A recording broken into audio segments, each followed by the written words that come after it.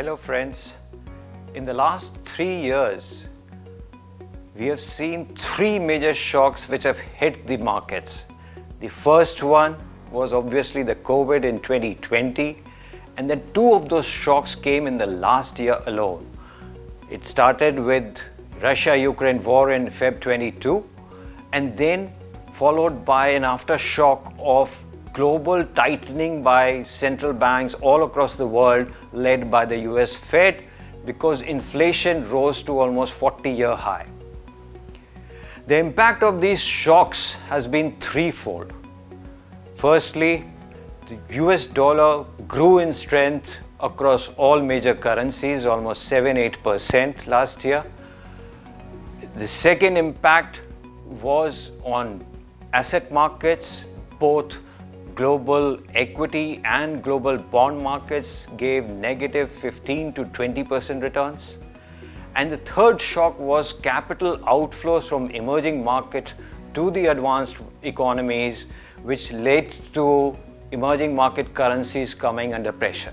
So where are we today? The good news is that global inflation, which peaked out at 9.8% in third quarter of 22, has started to come down. And this has led global central banks, led by the US Fed, to moderate their pace of rate hikes. But the past rate hikes also have an impact on global growth. Going forward, in my view, 2 scenarios may play out. In the first scenario, which I call the Goldilocks scenario, inflation continues to come down, growth just about avoids recession, while central banks start easing by the end of the year. In the second, more negative scenario, structurally inflation continues to remain high, central banks delay easing of rates and rates remain higher for longer, and growth also slows down.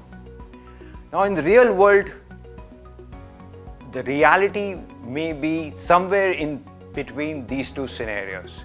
Only time will tell which one will actually play out. Moving on to India. On India, in my view, 3 major forces will determine which way rates are headed. First is the global force of US Fed policy moves, dollar strength, and its impact on rupee. The second force is the fiscal deficit target, which will be set by the government in the upcoming union budget on 1st of Feb. If the fiscal deficit target is below 6%, the demand-supply scenario for GSEC will be manageable and there may not be pressure on yields to rise. The third force is the inflation trajectory in India, especially on core inflation. If inflation continues to come down as is expected between 5 to 5.5% for the coming fiscal, then RBI may get some room to ease rates by perhaps a small 25 basis points. Thus, in conclusion, I am cautiously optimistic for the current year 2023, and I sincerely hope we get a year without any major shock.